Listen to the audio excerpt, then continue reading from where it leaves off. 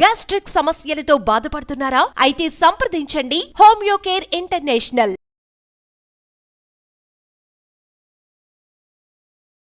ప్రస్తుతం మనతో పాటు ఇస్కాన్ టెంపుల్ నుంచి ప్రణవానంద ప్రభుజీ ఉన్నారు. సర్వ మానవాళికి శ్రీకృష్ణ పరమాత్ముడు జీవన్ ముక్తిని, జీవన్ మార్గాన్ని ఏ విధంగా చూపించారనేది వారి మాటల ద్వారా మనం తెలుసుకుంటూ ఉన్నాము.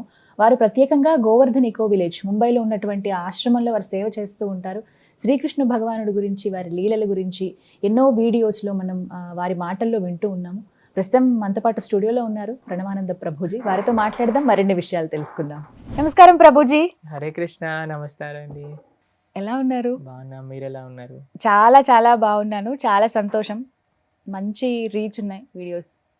అన్నిటికన్నా కూడా వాళ్ళకు ఉపయోగపడుతున్నాయి. మా కోసమే చెప్పారా ప్రభుజీ అన్నట్టుగా చాలా మంది ఫీల్ అవుతున్నారు. వాళ్ళ సమస్యలు కూడా క్వశ్చన్స్ అంటే కామెంట్స్ రూపంలో అడుగుతూ ఉన్నారు చాలా మంది. బట్ అందులో ఒక భాగం నేను కూడా అయినందుకు సంతోషమే. ఇంకా చాలా విషయాలు ఉన్నాయి తెలుసుకోవాల్సినవి. అయితే ఎప్పుడు ఏదన్నా ఒక టాపిక్ మీద మాట్లాడతాం, వివిధ సబ్జెక్ట్స్ మీద మనం మాట్లాడతాం. బట్ ఇవాళ మీ గురించి నేను అడగదలుచుకున్నాను. ఎప్పుడూ తెల్లటి వస్త్రాల్లో కనిపించే ప్రణవానంద ప్రభుజీ ఇలా కాషాయంలో కనిపించడానికి కారణం, మీ ఆధ్యాత్మిక ప్రయాణం ఎలా ఉంది? ఇంతకు ముందు వరకు ఎలా ఉంది? కాషాయ వస్త్రధారణ తర్వాత ఎలా ఉండబోతోంది? హరే కృష్ణ. అయితే మనం ఇంతకు ముందు కూడా ఒకసారి మాట్లాడుకున్నాం అనమాట. చిన్నప్పటి నుంచి మాకు ఈ యొక్క జన్మ భగవంతుడి యొక్క సేవకి అంకితం చేయాలి అని ఒక స్ట్రాంగ్ డిజైర్ ఉండేది. ఎంత చిన్నప్పటి నుంచి అని అంటే మేబీ 2nd, 3rd క్లాస్లో చదువుకునే అప్పటి నుంచి. అయితే మేము కొద్దిగా పెద్దగా అయ్యాక మా అమ్మ నాన్నకి చెప్పామన్నమాట. అమ్మ మేము ఇంకా వెళ్ళిపోతాము ఆశ్రమానికి, మా గురువుగారి దగ్గర నుంచి సన్యాసం తీసుకుంటాం అంటే వాళ్ళు అన్నారు లేదు లేదు 10th క్లాస్ చదివాయి దాని తర్వాత వెళ్దు అని చెప్పారండి. తర్వాత 10th అయిపోయాక మళ్ళీ చెప్పాను నేను వెళ్ళిపోతాను సన్యాసం తీసుకుంటాను అని అంటే అప్పుడు వాళ్ళు అన్నారు లేదు లేదు ఇంజనీరింగ్ కంప్లీట్ చేసే అన్నారు. తర్వాత ఇంజనీరింగ్ కంప్లీట్ చేశాక తర్వాత నేను వచ్చి చెప్పాను అనమాట, ఇంజనీరింగ్ కంప్లీట్ చేసేసాను, తర్వాత జాబ్ చేస్తున్నాను, మరి మీరు పర్మిషన్ ఇస్తే నేను వెళ్తాను, లేదు మీరు నన్ను జాబ్ చేసి డబ్బులు సంపాదించు అని చెప్తే చేస్తాను, ఏదైనా ఒకటి చేస్తాను మీ ఇష్టం అని అంటే వాళ్ళు అన్నారు పాపం చిన్నప్పటి నుంచి నా డిటర్మినేషన్ అనుకోండి లేదా భగవద్ అనుగ్రహం వాళ్ళ యొక్క బ్లెస్సింగ్స్ అన్నీ కలిసి మాకు చెప్పారు, సరే నాన్న నువ్వు ఎక్కడ ఆనందంగా ఉంటే అక్కడ నువ్వు ఉండు, ఎందుకంటే ధర్మం కోసం సేవ చేయటం కూడా ఒక గొప్ప సంకల్పమే కాబట్టి నీకు భగవంతుడు అలాంటి ఒక ఇచ్చ మనసులో కలిగించాడు కాబట్టి మా ఇద్దరి ఆశీర్వాదం నీ పైన ఉంది అని చెప్పి మమ్మల్ని ఆశ్రమానికి పంపించారనమాట. మీరు ఇంతకు ముందు చూస్తున్న ప్రణవానంద దాస్ అన్నారు కదా, మేము అప్పుడు ఆశ్రమంలో ఒక ట్రైనింగ్ పీరియడ్లో ఉన్నాం అనమాట. అంటే ఈ ఆశ్రమ వ్యవస్థ ఎలా ఉంటుంది, బ్రహ్మచర్యాన్ని పాటించటం కానీ, దాని తర్వాత మన ఆశ్రమంలో ఉండే లైఫ్ స్టైల్ గురించి మీకు ఇంతకు ముందు మాట్లాడుకున్నాం కదండి. ప్రొద్దున పూట 3:30కి లేవటం, సేవ, సాధన, గోసేవ, తర్వాత గురు ఆచార్య సేవ, ఇవన్నీ కూడా. అయితే మేము సుమారుగా 23 years ఉన్నప్పుడు ఆశ్రమంలో జాయిన్ అయ్యామన్నమాట. దాని తర్వాత కొన్ని సంవత్సరాలు ఆశ్రమంలో ఉండి ఆశ్రమం గురించి తెలుసుకొని సేవ అంటే ఏంటి, భక్తి అంటే ఏంటి, డెడికేషన్ అంటే ఏంటి, గురువు యొక్క దగ్గర ఎంత నిష్ఠగా మనం ఉండాలి అనే విషయాలన్నీ చూశాక మేము చూసాము, వాళ్ళు మమ్మల్ని పరిశీలన చేశారు. వీళ్ళు ఎలా ఉంటారా ఆశ్రమంలో, ముందుకెళ్ళగలుగుతారా, సన్యాసం వైపు అడుగులు వేస్తారా, లేదు మళ్ళీ వెనకాలకి వెళ్ళిపోయి గృహస్థగా మారుతారా, ఆప్షన్స్ అన్నీ ఓపెన్గా ఉండేవి మా దగ్గర. మా చాలా మంది ఏమంటారు తెలుసా అండి, ఇస్కాన్లో వాళ్ళందరూ పిల్లలందరినీ కూడా సన్యాసులుగా మార్చేస్తారు అని అంటారు. నిజంగా చెప్పాలంటే మమ్మల్ని ఇప్పటి వరకు కూడా ఎవ్వరు కూడా మీరు మాతోటి పాటు ఆశ్రమంలోకి రండి అని చెప్పలేదు. ఎవరు చెప్పలేదు. మేము ప్రాధేయపడేవాళ్ళం అనమాట, మమ్మల్ని ఆశ్రమంలో తీసుకోండి అని అంటే లేదు లేదు లేదు నువ్వు చదువుకోవాలి, నువ్వు జాబ్ చేయాలి అని చెప్తూ ఉండేవారు అనమాట. ఇది జస్ట్ ఒక అపోహ జనాలలో ఉండేది. కానీ కొన్ని సంవత్సరాలు మేము అక్కడ ఉన్నాక మా శిక్షా గురువులు, మా దీక్షా గురువులు అందరూ కూడా వాళ్ళ యొక్క అనుగ్రహాన్ని మా పైన చూపించి మేము తప్పకుండా మీ సన్యాసం వైపు మీ యొక్క అడుగులు అని అంటే మనకి మా సాంప్రదాయంలో ఫస్ట్ కొన్ని సంవత్సరాలు బ్రహ్మచర్య ఆశ్రమంలో మనం ఉంటాం అనమాట. దాని తర్వాత ఈ కాషాయ వస్త్రాలను అనుగ్రహిస్తారు. ఇది ఇంకొక మెట్టు ముందుకెళ్తున్నాం మనం సన్యాసం దగ్గరికి. ఎన్ని సంవత్సరాలు అలా శిక్షణ? ఇప్పుడు 10 సంవత్సరాలు సుమారుగా అనుకోండి మనం శిక్షణ వేశాక ఈ యొక్క కాషాయ వస్త్రాలు అనుగ్రహించాక ఇంకొక 20 సంవత్సరాల తర్వాత సన్యాసాశ్రమాన్ని అనుగ్రహిస్తారనమాట. అలా ఈ ట్రైనింగ్ ఇంటెన్స్, ఎందుకంటే ఒక రెస్పాన్సిబిలిటీ అనమాట. మీరు అడిగారు కాషాయ వస్త్రాల తర్వాత మీ జీవితం ఎలా ఉండబోతుంది అంటే, ఇంకా నిష్ఠ, ఇంకా రెస్పాన్సిబుల్, ఇంకా కేర్ఫుల్ గా ముందుకెళ్ళాలి. అంటే ప్రభుజీ ఇప్పటి వరకు ఎలా ఉంది చెప్పండి ఒక 2 మాటల్లో. యాక్చువల్గా ఏం పెద్దగా మారలేదు నిజంగా చెప్పాలి అని అంటే. ఏమి మారింది అని అంటే, అందరు అన్నారు ప్రభుజీ ఇంతకుముందు మీతో ఫ్రీగా మాట్లాడే వాళ్ళం, కానీ ఇప్పుడు మీరు కాషాయ వస్త్రాల్లో ఉంటే మేము కొద్దిగా రెస్పెక్ట్ఫుల్ గా చాలా దూరంగా ఉండాల్సి వస్తుంది అని అంటే, నేను అన్నాను కంగారేం లేదు, ఈ కాషాయ రంగుకుండే మహాత్యం అటువంటిది అనమాట. ఇది symbol of sacrifice, symbol of selflessness. మా కోసం అంటూ కాదు జీవించటం, ధర్మం కోసం, దేశం కోసం, సమాజం కోసం, దైవం కోసం నువ్వు జీవించాలి అని మేము మా బట్టలు చూడంగానే మాకు ప్రతిరోజు ప్రొద్దున పూట ఇదే విషయం గుర్తొస్తుంది. ఈరోజు నీ గురించి నువ్వు ఆలోచించుకోకు, భగవంతుడి గురించి ఆలోచించు, సమాజానికి నువ్వు ఏ విధంగా సేవ చేయాలి అని ఆలోచించు అని మాకు గుర్తు చేసే రంగు సాఫ్రాన్ అన్నమాట. కాబట్టి ఈ కాషాయ వస్త్రాలు మా శిక్షా గురువులు, మా దీక్షా గురువులు మాట్లాడి మీకు ఎప్పుడు అనుగ్రహించాలి అని ఆలోచిస్తూ ఉన్నారు. అప్పుడు మేము పూరి యాత్రకి వెళ్ళాం కదండి, పురుషోత్తమ క్షేత్రం జగన్నాథపురిలో గోపాష్టమి అనే రోజున. గోపాష్టమి రోజున ఏం జరిగింది అని అంటే, కృష్ణుడు దూడల్ని తీసుకెళ్తూ ఉండేవారు అనమాట ప్రతిరోజు అరణ్యానికి. ఈ గోపాష్టమి రోజు దూడల్ని కాకుండా ఆవులని కూడా ఆయన రెస్పాన్సిబిలిటీ తీసుకున్నారు. ఆవుల రెస్పాన్సిబిలిటీ కూడా గోపాష్టమి రోజు తీసుకున్నారు అనమాట ఆయన. అయితే మేము ఆ రోజు ఎందుకు సెలెక్ట్ చేసాము అని అంటే, ఇది ఒక రెస్పాన్సిబిలిటీ నా పైన అని నాకు జీవితాంతం గుర్తుండాలి అని గోపాష్టమి కార్తీక మాసం పురుషోత్తమ క్షేత్ర జగన్నాథపురిలో మా ఆచార్యులు పరమ పూజ్య రాధానాథ్ స్వామి మహారాజు, అలానే మా శిక్షా గురువులు, మా తల్లిదండ్రులు కూడా అక్కడికి వచ్చారనమాట. అయితే వచ్చినప్పుడు మా ఆచార్యుల దగ్గరికి ఈ కాషాయ వస్త్రాలు తీసుకెళ్ళినప్పుడు ఈ ముందే భగవంతుడికి ఆరాధన చేసి పూజలు చేసి భగవంతుడికి స్వామికి సమర్పణ చేసి ఆ ప్రసాదంగా అందజేసినప్పుడు మా గురువు గారు ఏమన్నారు తెలుసా, ఫస్ట్ ప్రశ్న, మీ తల్లిదండ్రుల ఆశీర్వాదం ఉందా నీకు కాషాయ వస్త్రాలకి అని అడిగారు అనమాట. అయితే అవునండి ఉంది అని అంటే, ఆ వస్త్రాలు తీసి ఫస్ట్ మా అమ్మగారికి నాన్నగారికి ఇచ్చారు, మీరు వీటిని ముట్టుకొని ఆశీర్వదించండి మీ పిల్లవాడికి అని. తర్వాత వాళ్ళిద్దరు ముట్టుకున్నారు. దాని తర్వాత మా గురువు గారు అన్నారు, ఫస్ట్ మీ తల్లిదండ్రులకి నమస్కారం చేయాలి అని చెప్పారు. అయితే ఫస్ట్ అమ్మ నాన్నకి నమస్కారం చేసి దాని తర్వాత మా గురువు గారికి నమస్కారం చేసి ఎంతో ప్రేమగా, మీరు ఫోటో చూసారు కదా, అయితే మా ఆచార్యులు అనుగ్రహించి మమ్మల్ని కౌగలించుకొని వాళ్ళ యొక్క పూర్తి కృప మా పైన అయితే చాలా చాలా బాగుంది. అలా కాషాయ వస్త్ర సమర్పణ జరిగింది. ఆ రోజు మేము ఒకటే ప్రార్థన చేశాం, ఈ రోజు నుంచి మరింత మా సమయాన్ని, మా మనస్సుని, మా శక్తిని భగవత్ సేవలో వినియోగించే ఒక శక్తి మాకు కలిగించు స్వామి అని మా ఆచార్యుల దగ్గర, స్వామి దగ్గర జగన్నాథపురిలో శ్రీ జగన్నాథుడు కూడా అదే ప్రార్థన చేశాం అన్నమాట. కాబట్టి ఇక్కడ మీద నుంచి మా జీవితం ఎలా ఉండబోతుంది అని అంటే, మేము ఎంత సేవ చేశామో దానికి రెట్టింపు సేవ చేయడానికి ప్రయత్నించాలి. ఇప్పుడు చేయాల్సి. ఇంకా ఏమైనా నియమాలు ఉంటాయండి, అంటే మార్పులు ఏమైనా జరిగాయా ఆహారం విషయంలో కావచ్చు, మీ దినచర్యలో కానీ? దినచర్యలో ముందు ఎలా అయితే మేము ప్రొద్దున పూట 3:30కి లేచి సాధన చేసుకోవటం అలానే ఉండేవి. ఆహార నియమాలు కూడా అన్నీ కూడా సేమ్ ఎలా అయితే ముందున్నామో. ఇప్పుడు ముందు ఇన్ని ఏళ్ళు మేము చేసిన సాధన ఇప్పుడు మేము వాటిని ఆచరించడాని కోసమే మేము చేసిన సాధన అన్నమాట. కాబట్టి దాంట్లో పెద్దగా సీరియస్ మార్పులు అనేవి పెద్దగా ఏం లేవు. కానీ ఇంకొకటి ఏంటి అని అంటే, మేము మాతాజీస్తో డీలింగ్స్ కానీ లేదా ఏది చేసినప్పుడు కూడా we have to be conscious అనమాట. ఎలా మాట్లాడుతున్నాం, ఎవరితో మాట్లాడుతున్నాం, ఎంత ఎంటర్టైన్ చేస్తున్నాం ఏంటి అని we have to be more conscious now. అయితే చాలామంది డివోటీస్ అన్నారు, ప్రభుజీ మీకు ఇంత చిన్న వయసులో మీరు చక్కగా కాషాయ వస్త్ర ధారణ చేసి మీరు భగవత్ సేవలో ఉన్నారు అని అంటే, దానికి అందరి అనుగ్రహం, అందరి బ్లెస్సింగ్స్ కూడా కావాలి. కాబట్టి ఇక మీదట ఇంకా ఇంకా ఇంకా భగవత్ సేవ, ఇంకా ఇంకా జనాలందరి యొక్క సేవ చేసుకుంటూ అందరినీ కూడా భగవంతుడి దగ్గరికి తీసుకెళ్లే విధంగా మా యొక్క ఆచరణ ఉండాలి. అదే మా ప్రార్థన. నేను కోరుకుంటున్నాను. చాలా సంతోషం అసలు ఈ రకంగా నేను మీతో మాట్లాడగలుగుతున్నాను. చాలా విషయాలు. కానీ ఇక్కడ కొంతమంది కొన్ని సందేహాలు అడుగుతుంటారు. నిజమే, మీరు చాలా చిన్న వయసులో ఇలా సన్యాసం వైపు వెళ్ళిపోవటం కానీ, ఇది మీ మనసుకి ఏమనిపిస్తుంది? ఎంత అయినా సరే మనం మానవ మాత్రమే కదా.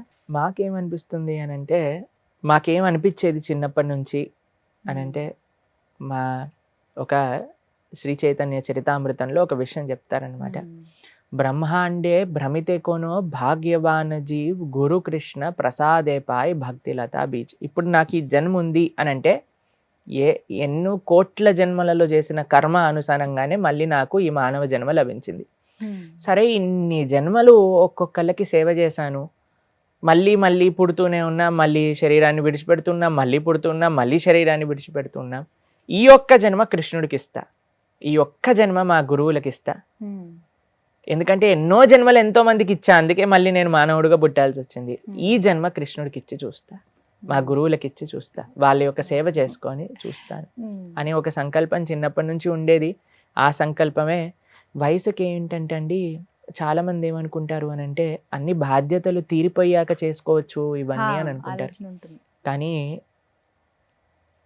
ముసలి వాళ్ళం అయిపోయాక నడుము నొప్పి, కాళ్ళ నొప్పి, బీపీ, షుగర్, ఈ మాత్రలన్నీ మింగుతూ ఏ సేవ అవ్వదండి, చాలా కఠినం.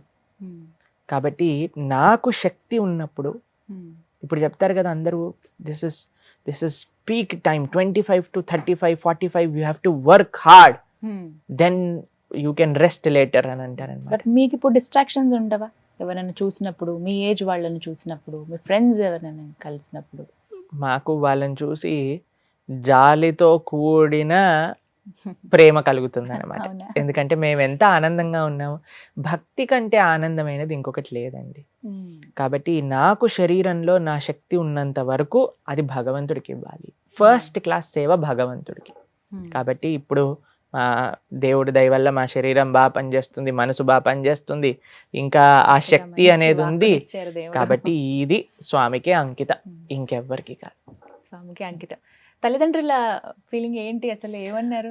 మా అమ్మ నాన్న గారు ఫస్ట్ నుంచే, మా అమ్మ ఇంకా నాన్నగారు మాకు సహాయం చేస్తూ ఉన్నారు.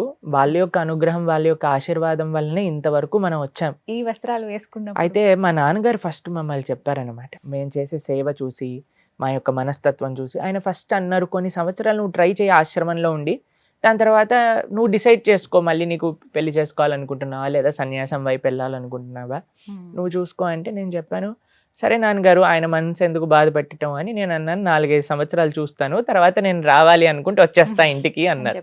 అయితే మా నాన్నగారు అన్నారు, ఏ రోజు కూడా నువ్వు ఆలోచించకు, ఎప్పుడు కావాలంటే అప్పుడు ఇంటికి వచ్చేసే, మేము బ్రహ్మాండంగా చూసుకుంటాను నిన్ను అన్నారు. సరే తప్పకుండా అని చెప్పినప్పుడు కొన్ని నెలల ముందు ఇంటికి వెళ్ళినప్పుడు ఆయన అడిగారనమాట, ఇంత బాగా సేవ చేసుకుంటున్నావు, నీ మనసులో నిజంగా ఉంటే కాషాయ వస్త్రాన్ని ధరించి ఇంకా జీవితాన్ని భగవత్ అంకితం చేసుకోవాలి అని నీకు అనిపిస్తే మా వైపు నుంచి ఏం ప్రాబ్లం లేదు, మీరు చక్కగా తీసుకోవచ్చు, మీ ఆచార్యులు గురువుల యొక్క అనుగ్రహం ఉంటే అని చెప్పారనమాట. ఇదే విషయాన్ని నేను మా గురువులకి చెప్పా, మా అమ్మ నాన్నగారు యొక్క ఆశీర్వాదం ఉంది, మరి మీరు సంకల్పం చేసుకొని మీ ఆశీర్వాదం ఉంటే తీసుకోవచ్చు అని. కాబట్టి ఆ విధంగా అమ్మ నాన్నల యొక్క సహకారం అయితే 100కి 1000% ఉంది మాకు. నిజంగా కారణ జన్మలు.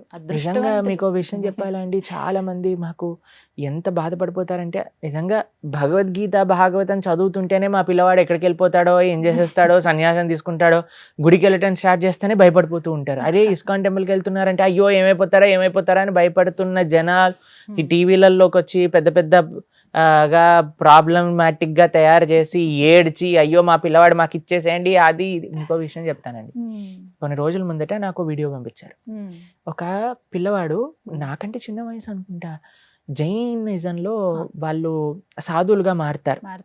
అయితే ఆ ఫెస్టివల్ చేసినప్పుడు అండి, కొన్ని వాళ్ళ కుటుంబంలో ఉండే వాళ్ళందరినీ పిలిచి ఒక పెద్ద పండాల్ని ఏర్పాటు చేసి 10 రోజులు ఫెస్టివల్ గా చేసి, అమ్మా నాన్నలు ఎంత ఆనందంగా, మా మొత్తం తరం వంశం మొత్తం తరించిపోతుంది ఈ విధంగా నువ్వు ఈ ఆశ్రమంలోకి వెళ్తున్నందుకు అని ఎంత గొప్పగా సెలబ్రేట్ చేసుకొని పంపించారు. మీరు ఆ వీడియోలు చూసే ఉంటారు, ఇంటర్నెట్లో వస్తూ ఉంటాయి అప్పుడప్పుడు.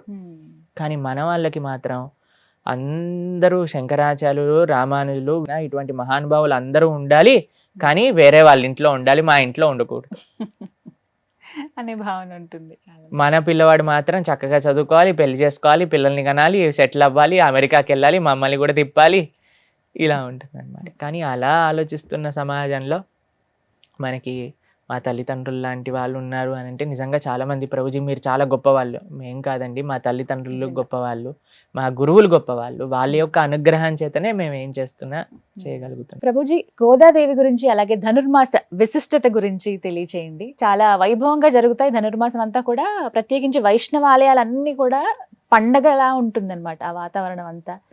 ఆ మాసం అంతా చాలా ప్రత్యేకమైన పూజలు జరుగుతూ ఉంటాయి కదా, విశిష్టత మాకు తెలియచేస్తారా? తప్పకుండా. శ్రీ విష్ణు చిత్త కులనందన కల్పవల్లి శ్రీరంగరాజ హరిచందన యోగదృశ్యాం సాక్షాత్ క్షమా కరుణయా కమలాభినాన్యాం గోధాం అనన్య శరణం శరణం ప్రబద్ధే. గోదాదేవి యొక్క అద్భుతమైన చరిత్ర, గోదాదేవి యొక్క భక్తి. కర్కటే పూర్వ ఫాల్గుణ్యాం తులసీ కాననోద్భవాం పాండ్యే విశ్వాంబరాం గోదాం వందే శ్రీరంగనాయకి అని అంటారు.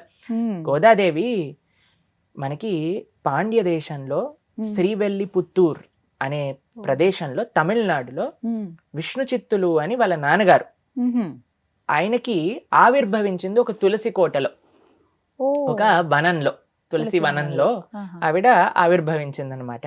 అయితే ఆయన ప్రొద్దున పూట వెళ్ళేసరికి ఈ చిన్ని పాప అక్కడ దొరికిపోయింది. ఎలా అయితే సీతమ్మ తల్లిని పెంచారో అలా విష్ణు చిత్తులు కూడా గోదాదేవిని పెంచుకున్నారనమాట. పెంచుకొని చక్కగా ఆయన చాలా గొప్ప భక్తులు, పెరియాల్వార్ అని అంటారనమాట.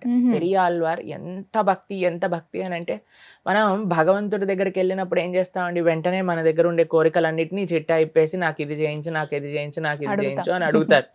కానీ పెరియాల్వార్లు భగవంతుడు ఈయనని చూడ్డానికి వస్తే ఏమని ప్రార్థన చేశారు తెలుసా? అయ్యా స్వామి, నీకు దిష్టి తగలకుండా ఉండాలి, వీళ్ళందరూ నిన్ను చూసినప్పుడు జాగ్రత్త, నువ్వు జాగ్రత్తగా ఉండాలి అని స్వామికి మంగళ శాసనాలు చేసిన భక్తుడు అనమాట విష్ణు చిత్తులు. అది నిజమైన ప్రేమ. భగవంతుడి కోసం మనం ప్రార్థన చేయటం, మన కోసం మనం ప్రార్థన చేసుకోవటం కాదు, స్వామి బాగుండాలి అని ప్రార్థన చేసిన గొప్ప భక్తుడు పెరియాల్వార్లు అనమాట. ఆయనకి గోదాదేవి అవతరించింది చక్కగా చిన్నప్పటి నుంచి. అందుకే పిల్లలకి ఆధ్యాత్మికత నేర్పించటం ఎంత ముఖ్యము అనేది మనం ఆండాళ్ తల్లి యొక్క చరిత్రలో మనం చూడొచ్చు. చిన్నప్పటి నుంచి విష్ణు చిత్తులు కృష్ణుడి గురించి చెప్పడం, కృష్ణుడి యొక్క లీలల గురించి చెప్పడం, చిన్న చిన్న సేవలు, పూలమాల ఇలా కట్టడం, అవన్నీ గోదాదేవికి చిన్నప్పటి నుంచే నేర్పించారు.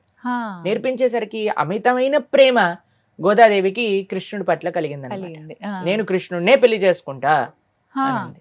అప్పుడు మరి ఏం చెయ్యాలి అని అంటే, ఒక వ్రతం చేద్దాం, చక్కగా అందరం కలిసి చేసుకుందాం వ్రతం, చక్కగా భగవంతుడి యొక్క ప్రసన్నత కోసం ఈ వ్రతం చేస్తే భగవంతుడు లభిస్తారు అని మీరు ఇందాక అన్నారు కదా, ధనుర్మాస వ్రతము అని అంటారు. తిరుప్పావై వ్రతం అని కూడా మనం పిలుచుకుంటారనమాట. 30 రోజులు 30 పాసురాలు అనుసంధానం చేస్తూ ఉంటారనమాట. అవి తమిళంలో ఉంటాయి. ఎంత మంచిగా గోదాదేవి వ్రతం చేసింది అని అంటే, కృష్ణుణ్ణి పొందటం సులభమైన విషయమే అండి, పెద్ద కఠినమైన విషయం కాదు. కేవలం ఆ సున్నితమైన ప్రేమ, ఆ మనస్సు, స్వచ్ఛమైన భావన భగవంతుడి పట్ల మనకు ఉండాలి. దాంట్లో కొన్ని మెయిన్ ప్రిన్సిపల్స్ ఉన్నాయండి.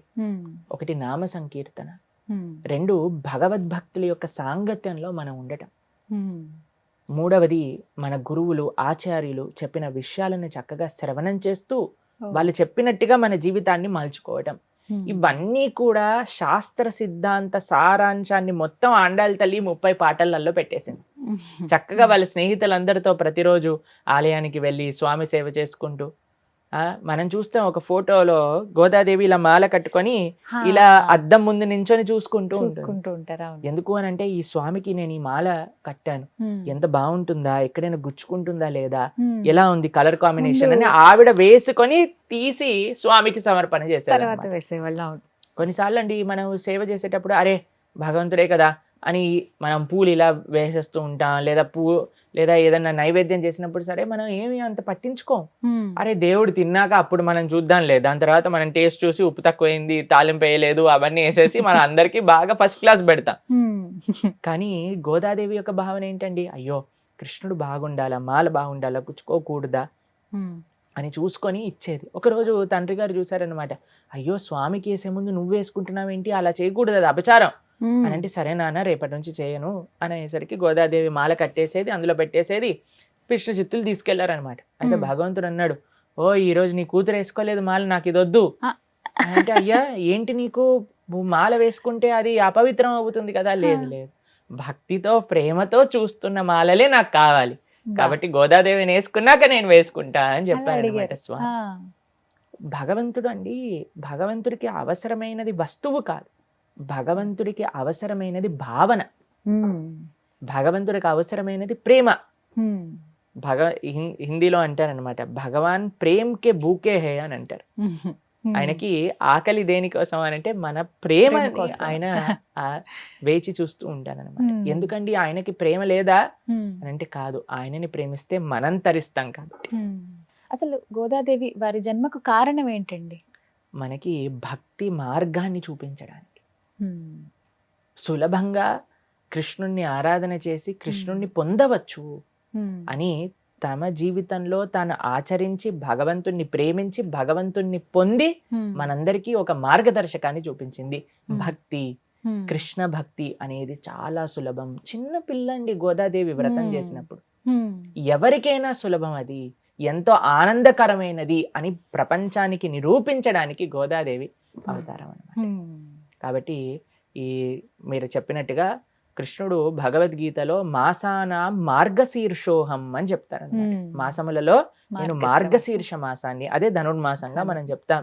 ఈ 30 రోజులు కూడా వివిధ వైష్ణవాలయాలలో ప్రొద్దున పూట చక్కగా అద్భుతంగా తిరుప్పావై అనుసంధానం చేసుకోవటం, చక్కగా చక్కెర పొంగలి, కట్ట పొంగలి, పులిహోర, దద్దోజనం, ప్రసాదాలు. మేము చిన్నప్పుడు మేము చిన్నగా ఉన్నప్పుడల్లా కూడా ఈ క్రిస్మస్ హాలిడేస్ వచ్చేవి మాకు, మేము మా అమ్మమ్మ గారి వాళ్ళ ఇంటికి వెళ్ళామన్నమాట.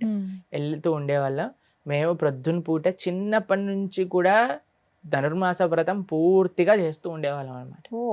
ప్రొద్దున పూట తెల్లవారుజామునే లేచి ఆలయానికి వెళ్ళి పాసరాలు అనుసంధానం చేసుకొని ప్రవచనం సేవించి స్వామి తీర్థగోష్ఠి అన్ని చేసుకొని ప్రసాదం స్వీకరించి ఇంటికి వచ్చేవాళ్ళు. ప్రొద్దున పూట 4:30 నుంచి ప్రొద్దున పూట 9 గంటల వరకు ఆలయంలోనే ఉండేవాళ్ళం ధనుర్మాసం మొత్తం కూడా. ఈ పాశురాలు ఏవైతే ఉన్నాయో ఎవరైనా పఠించవచ్చా అండి? అందరూ చక్కగా పాసురాన్ని పఠించటం కంటే ముఖ్యం ఏంటి అంటే పాసురాలను అర్థం చేసుకోవటం, అందులో ఉండే భక్తి తత్వం, గోదాదేవి ఏం చెప్తుంది అని అర్థం చేసుకోవటం. మన ప్రణవానంద దాస్ ఛానల్లో కూడా 30 రోజులు 30 తిరుప్పావైకి సంబంధించిన పాసురాలకు సంబంధించిన లెక్చర్స్ అవైలబుల్ గా ఉన్నాయి. కాబట్టి అవి చిన్న చిన్న షార్ట్ వీడియోస్ ఫార్మాట్ లో 15-20 మినిట్స్ ఫార్మాట్ లో ఉన్నాయి అన్నమాట. ఎందుకంటే అండి మనం పఠించేస్తాం, దాని యొక్క ఫలితం ఉంటుంది, కానీ దాని యొక్క అర్థం తెలుసుకుంటే అప్పుడు నిజంగా మన జీవితంలో ఎలా భగవంతుడి దగ్గరికి మనం వెళ్ళొచ్చు అనే విషయాలు మనకు అర్థం అవుతాయి. అంటే మాలాంటి వాళ్ళ కోసం సింప్లిఫై చేసి చెప్పండి ప్రభుజీ, అంటే ఉద్దేశం ఏంటి, ఏముంది అందులో పాశురాల్లో, ఏం చెప్పదలుచుకున్నారు? శాస్త్ర సారాంశం మొత్తం కూడా మీకు ఒక విషయం చెప్తాను. ఎన్ని వేదాలు, ఎన్ని పురాణాలు, ఇతిహాసాలు అన్నీ ఉన్నాయి కదండి. అవును, అన్ని చదివేంత సమయం ఉందా మనకి? ముందు ఓపిక ఉండదు ప్రభుజీ. ఓపిక ఉండాలి, నిష్ట కావాలి, ఇంట్రెస్ట్ ఉండాలి, అది మాకు చదవాలి అనే ఒక ఇది ఉండాలి. నిజమే. కానీ మీకు ఒక విషయం చెప్తాను, వీటి యొక్క సారాంశం మొత్తం కూడా ఎక్కడుంది అని అంటే భగవద్గీత, ఈ రెండిట్లో శాస్త్ర సారాంశం మొత్తం కూడా ఉంది. నిగమకల్ప తరోర్ గలితం ఫలం సుఖముఖాదమృత దవ సంయుతం పిబత భాగవతం రసమాలయం ముహురహో రసికా భువి భావుక అని అంటారు. శాస్త్రం మొత్తం కూడా ఆ సారాంశం, ఆ తీయదనం మొత్తం కూడా భాగవతంలో ఉంది. ఇన్ని చదవాల్సిన అవసరం, అన్ని చోట్లకి పరిగెత్తాల్సిన అవసరం లేదు. భాగవతం ఒక్కటి పట్టుకుంటే మొత్తం శాస్త్ర సారాంశం మొత్తం గీతా భాగవతాలలో ఉండిపోతుంది. ఈ గీతా భాగవతాల యొక్క సారాంశం అంటే ఒక సినాప్సిస్ రూపంగా మనం చూస్తే అది తిరుప్పావేలో కూడా మనకి లభిస్తుంది. ఏంటి తిరుప్పావే చెప్పేది అని అంటే భగవన్నామ వైభవం, 2 భగవద్భక్తి వైభవం, భాగవతుల యొక్క వైభవం. భాగవతులు అంటే భగవద్భక్తులు, వాళ్ళ యొక్క వైభవం. ఇవే అండి. ఈ 3ని మనం పట్టుకుంటే భగవంతుని చేరుకున్నట్టే. ఇవే పాశురాల్లో మనకి ఇవే కనిపిస్తాయా? పాసరాలలో వివిధ రూపాలలో ఎంత బ్యూటిఫుల్ గా ఆండాల్ ఎక్స్ప్లెయిన్ చేస్తుంది అని అంటే ఆ, అంత బ్యూటిఫుల్ గా చెప్తుంది. ప్రభుజీ తమిళంలో ఉంటుందన్నారు కదా, అంటే మేము మాలాంటి వాళ్ళు చదువుకోవడానికి వీలుగా తెలుగు కానీ సంస్కృతంలో కానీ వింటూ వింటూ వస్తే వచ్చేస్తుంది. అంతే. అంత ఈజీ కాదు. మేము కూడా చిన్నప్పుడు ఆ గోదా ఆసరాలు నేర్చుకున్నప్పుడు కొద్దిగా సమయం పట్టింది, కానీ వచ్చేసింది అన్నమాట. కాబట్టి అందరూ ప్రయత్నం అలవాటు చేయొచ్చు, చేసుకోవాలి. అందరూ నేర్చుకోవచ్చు. ఉమ్. నాకు ఒకసారి ఒకరితో మాట్లాడుతున్నాం అనమాట. ఓ నేను డాన్స్కి వెళ్తున్నాను ప్రభుజీ అని చెప్పారనమాట. అయితే ఏం డాన్స్కి వెళ్తున్నావు నువ్వు అని అంటే ఏదో జుంబా అని ఏదో చెప్పారనమాట. అదే నన్ను ఇదేంటబ్బా నేను ఎప్పుడు వినలేదు, ఇదే వెస్ట్రన్ డాన్స్ ఫార్మ్ ప్రభుజీ అని అంటే ఈజీ అయినా లేదు ప్రభుజీ కొద్దిగా కష్టపడాలి కానీ వచ్చేస్తుంది అని చెప్పారనమాట. అప్పుడు నేను అనుకున్నా, ఒకళ్ళు ఒక డాన్స్ నేర్చుకోవడానికి ఒక వెస్ట్రన్ కల్చర్కి సంబంధించిన దానికి ప్రయత్నించి నేర్చుకొని చేస్తున్నారే, అలాంటప్పుడు మనం భగవంతుడికి సంబంధించిన కదా. ఏ భాషలో ఉంటే ఏముందండి? తమిళంలో ఉన్నా, వ్రజభాషలో ఉన్నా, బెంగాలీలో ఉన్నా, ఒడియాలో ఉన్నా నేర్చుకోదగింది. ఎందుకంటే మనం స్వామి ప్రేమికులం కాబట్టి మనకు ఆసక్తి ఉంటే ఖచ్చితంగా తప్పకుండా నేర్చుకుంటారు. ఆ సంకల్పం అనేది ఉండాలి. కాబట్టి ఈ తిరుప్పావై ధనుర్మాస వ్రతం అనేది చాలా అద్భుతమైన విషయం. ఆండాళ్ళ తల్లి చెప్పిన విషయాలు తిరుప్పావైలో ముఖ్యంగా వినటం చాలా ముఖ్యం. ఏ సమయంలోనైనా ఇలా మేము ఆడియో పెట్టుకుని వినొచ్చండి? వినొచ్చు, తప్పకుండా వినొచ్చు. ఈ ధనుర్మాసంలో చక్కగా మనం భగవంతుడి యొక్క ఆరాధన విశేషంగా చక్కటి నియమాలను పాటిస్తూ మంచిగా స్వామి దగ్గరికి వెళ్ళే మాసాలు ఈ కార్తీక మాసం, ఇటు ధనుర్మాసం. ఈ రెండు కూడా కృష్ణుడికి ఎంతో ప్రీతికరమైనవి అన్నమాట. ఈ 2 మాసాలు కూడా మనం చాలా బ్రహ్మాండంగా కాన్షియస్ గా ఉంటే ఇయర్ అంతా కూడా ఆ కాన్షియస్నెస్ మనకి ముందుకెళ్ళడానికి యూస్ఫుల్ గా ఉంటుంది. న్యూ ఇయర్ లాంటి డిస్ట్రాక్షన్స్ మనం పక్కన పెట్టి మనం ధనుర్మాసం పైన ఫోకస్ చేస్తే అప్పుడు ఖచ్చితంగా బాగుంటుంది అంటారు. ప్రభుజీ, గీతా జయంతి చాలా మందికి జస్ట్ క్యాలెండర్ లో ఒక పేరు లాగా చూస్తారు అంతే, కానీ చాలా మందికి ఆ విశిష్టత ఏంటి గీతా జయంతి అని అంటే, ఆ రోజున అంటే ఒక ఇతిహాసానికి, ఒక పుస్తకానికి ఆ రోజు జయంతి అని ఎందుకు పెట్టారు, ఇలా చాలా సందేహాలు ఉంటాయి. సో నేను అదే తెలుసుకోవాలనుకుంటున్నాను, గీతా జయంతి ఏమిటి విశిష్టత తెలియజేయండి. అసలు ఒకసారి మనం ఆలోచిస్తే అసలు పుస్తకం జయంతి ఏంటి, క్యాలెండర్ లో ఉండటం ఏంటి, దాన్ని ఇంతమంది అదే కదా. సెలబ్రేట్ చేసుకోవటం ఏంటి ఆ. అని మనం ఆలోచిస్తే ఆ పుస్తకంకు ఉండే గొప్పతనం ఏంటో మనకు అర్థమవుతుంది. ఎంత గొప్ప పుస్తకం అయితే జయంతి సెలబ్రేట్ చేస్తున్నాం మనము అనే విషయాన్ని మనం ఆలోచించాలి. ఇప్పుడు మనం ఏదైనా మషిన్ కొన్నాం అనుకోండి, దానికి ఒక మాన్యువల్ వస్తుంది. వాషింగ్ మెషిన్ కొన్నారనుకోండి, ఏ మెషిన్ నొక్కాలి, ఏ బటన్ నొక్కాలి, ఏది నొక్కాలి అన్ని చూసుకున్నాం ఉంటుంది కదా. అనుకోండి. ఓ ఇది క్విక్ మోడ్, ఇది హాట్ స్ప్రింగ్ మోడ్, ఇవన్నీ కూడా తెలిసాయి అనుకోండి, అప్పుడు ఈజీగా నొక్కేయచ్చు. ఒక ఓవెన్ కొన్నాం అనుకోండి, ఏదబ్బా గ్రిల్లింగ్ ఏంటి, బేకింగ్ ఏంటి తెలుసుకున్నాం అనుకోండి, అప్పుడు తొందరగా అయిపోతుంది. handle. లేకపోతే మేము ఒకసారి ఒక ఓవెన్ లో మేము యూస్ చేస్తున్నాం అనమాట. కృష్ణుడికి కేక్ చేయాలి అని ఒక 50 minutes అయిందండి. అసలు ఏమి లోపల ఏం జరగట్లేదు అనమాట. నేను అనుకుని ఏమైందబ్బా 50 minutes అయిపోయింది అని చూసేసరికి మేము రాంగ్ మోడ్ నొక్కి పెట్టామన్నమాట. అది బ్రాయిల్ మోడ్ అంటారనమాట. అది లోపల నుంచి ఉడుకుతుంది కానీ బేక్ అవ్వట్లేదు.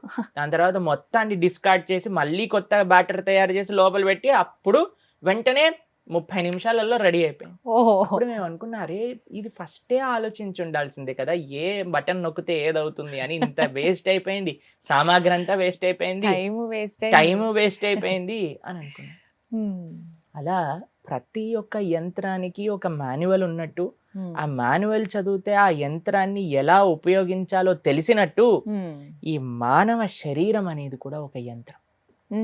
ఈ యంత్రం ఎందుకు, ఎలా వాడాలి, ఏం చేస్తే ఏం జరుగుతుంది అని చెప్పే మాన్యువలే భగవద్గీత. కృష్ణుడు భగవంతుడు కదండి మనకి ఈ శరీరాన్ని ఇచ్చింది. ఈ శరీరంతో పాటు ఆయనే స్వయాగా చెప్పింది భగవద్గీత. ఆయనే మనకి శరీరాన్ని ఇచ్చారు, ఆయనే మనకి గీతని కూడా అందించారు. ఆ గీత ఆవిర్భవించిన రోజు గీతా జయంతి. కాబట్టి గీత అనేది మన సనాతన హిందూ సాంప్రదాయంలో ఉన్న ఏ సాంప్రదాయంలో ఉండేవాళ్ళైనా సరే, నేను హిందువుని, నేను సనాతనీయుణ్ణి అని చెప్పుకునే వాళ్ళందరూ తప్పకుండా గీత చదవాల్సిందే. ఆ రోజున ఏం చేస్తే మంచిదండి అసలు? మామూలుగా ఆ రోజున అన్నిటికంటే గొప్ప విషయం ఏంటంటే భగవంతుడికి ప్రార్థన చేయాలి, ఈ సంవత్సరం ఈ రోజు నుంచి అయినా గీత చదవటం ప్రారంభిస్తాను అని. అవును, చాలా మంది మాట ఏం చేస్తారు ఇవ్వాలి. తెలుసా అండి, 700 శ్లోకాలు గీత పారాయణ చేస్తూ ఉంటారు ఆ రోజు. ఆ. చాలా మంచిది, గొప్ప విషయం, చెయ్యండి, తప్పకుండా చెయ్యాలి కూడా ఆ రోజు. ఉమ్, ఆ రోజు నియమం ఏంటి అంటే, భగవద్గీత పుస్తకం ఉంటుంది కదండి, ఉమ్, దానికి ఆరాధన చేస్తారు. ఉమ్. దాని తర్వాత గీతలో 700 శ్లోకాలతో యజ్ఞం చేస్తారు. ఓ, అలానే గీత 700 శ్లోకాలను పఠన కూడా చేస్తారు, పఠనం. ఉమ్, పారాయణ కూడా చేస్తారు. ఉమ్, వీటన్నిటికంటే మీరు చేసే ఒక గొప్ప గిఫ్ట్ భగవద్గీతకి ఏంటి అని అంటే, ఆ రోజు సంకల్పం చేసుకోండి, వచ్చే ఏడాది లోపల నేను భగవద్గీత చదువుతాను, ఉమ్, పూర్తి చేస్తానని చెప్పి. పూర్తి చేస్తాము అని ఒక సంకల్పం మనం తీసుకోగలిగితే, దానికంటే గొప్ప ఆరాధన, ఉమ్. కృష్ణుడికి ఇచ్చే బెస్ట్ గిఫ్ట్ గీతా జయంతి రోజు అదే. సరే, ఈ మాట అన్నారు కాబట్టి అసలు భగవద్గీతని ఆ రోజున ప్రారంభిస్తేనండి ఎలా చదవాలి? మీకు భగవద్గీత యథాతథం అనే ఒక పుస్తకం ఉంటుంది, శ్రీల Hmm. ప్రభుపాదుల వారు. ఉమ్, ఆయన మీకు ఒక విషయం చెప్పాలండి, 70 సంవత్సరాల పైబడిన వయసులో ఉమ్, రాత్రిపూట అర్ధరాత్రి లేసేవారు, 11-12 గంటలకల్లా లేచి ఉమ్. రాత్రంతా కూడా ఆచార్యులు రాసిన భాష్యాలన్నింటినీ కూడా చూస్తూ ప్రొద్దున వరకు, తెల్లవారుజామున వరకు ఆయన టీకా భాష్యాన్ని రాస్తూ ఉండేవారు అన్నమాట. ఓ, అసలు రాత్రులు పడుకునేవారు time. కాదు, హా, రాత్రులు మొత్తం తెల్లవార్లు. కూడా భాష్యాన్ని అందించి ప్రొద్దున పూట మళ్ళీ సేవ చేస్తూ ఉండేవారు శ్రీల ప్రభుపాదుల వారు. ఉమ్, అందరి ఆచార్యుల యొక్క సారాంశాన్ని మొత్తం, అటు రామానుజులు, ఇటు బల్దేవ్ విద్యాభూషణ్, అందరి యొక్క సారాంశాన్ని కూడా ఆ గీత, భగవద్గీత యథాతథం అనే పుస్తకంలో ఉమ్. ఆయన పొందుపరిచారనమాట. ఓ, కాబట్టి ఆ పుస్తకం మీరు ఏ లాంగ్వేజ్ అయినా, ఇంగ్లీష్ కావాలంటే ఇంగ్లీష్, హిందీ, తర్వాత తెలుగు, తమిళ్, కన్నడ, మలయాళం, ప్రపంచంలో ఉండే భాషలన్నింటిలో కూడా అవైలబుల్గా ఉంది. ఉమ్, ఆ గీత మీకు ఇస్కాన్ భక్తులందరూ ఈ 1 month గీతా జయంతికి ఎక్కడ మీరు రోడ్డు పైన చూసినా, ఎక్కడ ఉన్నా సరే మీకు ఇస్తూ అందిస్తూ ఉంటారు కదా. ఉంటారన్నమాట. అవునవును. కాబట్టి చక్కగా వాటిని కొనుగోలు చేసుకోవచ్చు, చక్కగా చదవడానికి ప్రయత్నం చేయొచ్చు. ఏంటి గీత చదవడానికి నియమాలు అని అంటే, ఒకటండి, ఉమ్, కృష్ణుడు ఇది నా కోసం అందించారు, ఉమ్, భగవంతుడు నా జీవితంలో నాకు అందించిన ఒక గిఫ్ట్ ఇది, ఉమ్. ఆయన నాతో ఏం చెప్పాలి అని అనుకుంటున్నారో తెలుసుకుంటున్నా అనే అని ఒక చదవమంటారు. సంకల్పంతో చదవాలంతే. ఉమ్. ఏమి మిగతా నియమాలన్నీ కూడా టెన్షన్ పడాల్సిన అవసరం లేదు. గీత చదవండి, ఉమ్. గీత చదివి గీతను అర్థం చేసుకోండి, జీవితంలో ఏం చెయ్యాలి, ఏం చేయకూడదో మొత్తం భగవద్గీతనే మనకి చెప్తాం. అందులోనే ఉంటుంది ప్రతిదీ అంటారు. రోజుకి ఎన్ని ఎన్ని చదవమంటారు? మీ ఇష్టం, ఎంత వీలైతే అంత. ఒక్క శ్లోకం, ఉమ్, దాని యొక్క భావన, తాత్పర్యం, ఇంతవరకు రోజుకు ఒక పేజ్ అయినా చదువుతానని పెట్టుకోండి, చాలా సంతోషం. ఉమ్. ఏ సమయంలో చదివితే మంచిదండి? ఏ సమయం అయినా పర్వాలేదు, చదవండి చాలు, అంతే ప్రార్థన మాది. ఉమ్. అది ఆఫీస్లో ఉన్నా ఆఫీస్ లో ఉన్నా, మీరు ఎక్కడికైనా ఎవరైనా ప్రయాణం చేస్తూ ఉన్నా, మ్మ్. ఇప్పుడండి మాకు అసలు సమయం దొరకదు, ఉమ్, చాలా ప్రోగ్రామ్స్లలో వీటిలలో బిజీగా ఉంటాం కాబట్టి ఉమ్. మాకు ట్రాఫిక్ జామ్ పెద్ద వరం అనమాట. ట్రాఫిక్ జామ్ లో మేము హాయిగా భగవద్గీత, భాగవతం, చైతన్య చరిత్ర అన్ని చదువుకుంటూ కూర్చుంటూ ఉంటాం అనమాట. కాబట్టి మీకు ఎక్కడ సమయం దొరికినా, ఎప్పుడు సమయం దొరికినా సరే మీరు గీతా భాగవతాలను అధ్యయనం చేయడానికి సంకల్పం తీసుకోండి. ఉమ్. అయితే ఇక్కడ కొన్ని నియమాలని అడుగుతూ ఉంటారు చాలా మంది. సరే, గీత చదవడం ప్రారంభిస్తున్నాను, నేను ఇంకా ఏమైనా నియమాలు పాటించాలా? ఏమీ సంవత్సరం అవసరం కాబట్టి. లేదండి, ఈ చక్కగా చదువుతూ ఉండండి. ఏ నియమాలు మీరు పాటించాలి అని గీతే మీకు ఉపదేశం చేస్తుంది, ఉమ్. మేం చెప్పాల్సిన అవసరం లేదు. మీరు గీత చదువుతూ ఉంటే మీకే అర్థమవుతుంది ఏం చెయ్యాలి, ఏం చేయకూడదు, ఎలా ఉండాలి, ఎలా ఉండకూడదు, మీరు మనస్ఫూర్తిగా గీతని ఆశ్రయిస్తే. ఉమ్. కాబట్టి చదవడానికి ఎటువంటి నియమాలు కూడా లేవు, ఉమ్. మీరు స్టార్ట్ చేయండి, దాని తర్వాత మీకు అర్థమవుతాయి. ఇప్పుడు చిన్న చిన్నవి పాకెట్ భగవద్గీత అని చెప్పి వస్తున్నాయండి, అవి ఎంతవరకు కరెక్ట్? అవి శ్లోకాలు చదువుకోవడానికి బాగుంటాయండి, కానీ గీతను అర్థం చేసుకోవాలి అని అంటే ఆచార్యుల యొక్క భాష్యంతో మాత్రమే అర్థం చేసుకోవాలి. ఈజీ టు క్యారీ అని చాలా మంది అవి తీసుకుంటూ ఉంటారు. కాబట్టి Gifts అవి మీరు ఇచ్చే శ్లోకం విషయాలు. చదువుకోవాలి అని అంటే శ్లోకం చదువుకోండి, కానీ మీకు మా పర్సనల్ రికమెండేషన్ అడిగితే భగవద్గీత యథాతథం అనే పుస్తకం చాలా మంచిది, దాన్ని స్వీకరించండి, చక్కగా వాటిని అధ్యయనం చేయండి. మీకు అమెజాన్లో దొరుకుతాయి, ఏ ఇస్కాన్ టెంపుల్లోనే దొరుకుతాయి, ఎక్కడైనా మీకు దొరుకుతాయి. ఈ మధ్య చాలా మందికి సమయం ఉండట్లేదు, అందులోనూ ఆడియో బుక్స్ అని చెప్పి వస్తున్నాయండి. సో అలా భగవద్గీత వినొచ్చా అని అడిగే వాళ్ళు కూడా ఉన్నారు ఆడియో ద్వారా. భగవద్గీత యథాతథం ఆడియో వినండి. కాబట్టి ఏదైనా ఆచార్యుల యొక్క భాష్య, ఆచార్యులు చెప్పిన విషయాలను మనం అర్థం చేసుకునే విధంగా చేసుకుంటే అప్పుడు మనకు వస్తుంది. ఖచ్చితంగా అలవాటు చేసుకుంటే మీరు అన్నారు లైఫ్ ఖచ్చితంగా మారుతుంది, అంటే ఏదో ఒక చేంజ్ అయితే ఉంటుంది అని ఏదో ఒక అనుకోరా? చేంజ్ కాదు, కాదా? The best change in Wow. Life వస్తుంది Hmm. గీత కంప్లీట్ గా మనం అర్థం చేసుకుంటే. అలాంటి అర్థం చేసుకునేది. కొన్ని కోట్ల మంది జీవితాలు మారిపోయాయి గీత వల్ల. కేవలం భారతీయులు కాదండి, హిందువులు కాదండి, ప్రపంచంలో నలుమూలలో ఉండే వ్యక్తులందరూ కూడా గీతని చదివి గీత వల్ల ప్రభావితం జరిగి, మేము ఒక వీడియో చూసామండి, ఒక డాక్టర్ ఆయన పేషెంట్స్ కి గీత చదవాలి అని ప్రిస్క్రైబ్ Oh. చేస్తారనమాట. ఎందుకు అని అంటే ఆయన అంటారు, ఇప్పుడు మన సమాజంలో చూస్తున్న మొత్తం కూడా లైఫ్ స్టైల్ డిసీజెస్ అని ఆయన పేరు పెట్టారు దానికి. వింటున్నాం ఈ మధ్య. కానీ గీత చదవటం చేత ఎలా ఉండాలి ఎలా ఉండకూడదు అన్నీ తెలుస్తాయి కాబట్టి అటు మానసికంగా, ఆధ్యాత్మికంగా, శారీరకంగా అన్ని విధాలుగా వి విల్ బికమ్ పర్ఫెక్ట్. అది గీత అందించే ఒక పెద్ద గిఫ్ట్. ఆ గిఫ్ట్ని అందుకోవాలంటే గీతను చదవాలి, దాన్ని పరిపూర్ణంగా అక్సెప్ట్ చేయడానికి ప్రయత్నం చేయాలి. అది గీతా జయంతి రోజు నుంచి మీరు ప్రారంభం చేయండి. బర్త్డే గిఫ్ట్ ఇస్తాం కదండి, అలా గీత పుట్టినరోజుకి గీతకి గిఫ్ట్ ఏంటి అని అంటే మేము సంవత్సరం లోపల గీత చదువుతాము అని ఒక సంకల్పం తీసుకోవటమే గీతకి మనం ఇచ్చే ఆ గిఫ్ట్ అన్నమాట. ప్రభుజీ, వైకుంఠ ఏకాదశి వస్తుంది, చాలా విశిష్టమైన రోజు అని చెప్తూ ఉంటారు. కొన్ని కొన్ని ప్రాంతాల్లో అయితే అసలు పండగే ఆ రోజున. అందులోనూ ఆ రోజు స్పెషల్ దర్శనం ఉంటుంది ప్రతి ఒక్కరికి వైష్ణవ ఆలయాల్లో. ఏకాదశి వ్రతాలని కూడా ఆచరిస్తూ ఉంటారు. ఆ వ్రతాలు ఎలా చేయాలి, చేస్తే ఏమిటి అనేది కూడా చాలామంది ఒక క్వశ్చన్ అడుగుతూ ఉన్నారు. ఆచరించే విధానం చెప్పండి, అలాగే చేస్తే కలిగేటువంటి ఫలితం ఏమిటి, ఎందుకు చేయాలి అనేది కూడా వివరించండి. అన్నిటికంటే గొప్పదైన వ్రతం ఏదైనా ఉంటే అది ఏకాదశి వ్రతం. అన్ని వ్రతాలు చేసి ఏకాదశి చేయకపోయారనుకోండి, ఏ వ్రతం ఫలితం రాదు. ఓ, ఏకాదశి వ్రతం ఒక్కటి చేసి ఏ వ్రతము చేయలేదనుకోండి, అన్ని వ్రతాల ఫలితం ఏకాదశి ఇవ్వగలుగుతాం. మన శాస్త్రంలో ఉపవాసం అని చెప్పింది కేవలం ఏకాదశికి మాత్రమే.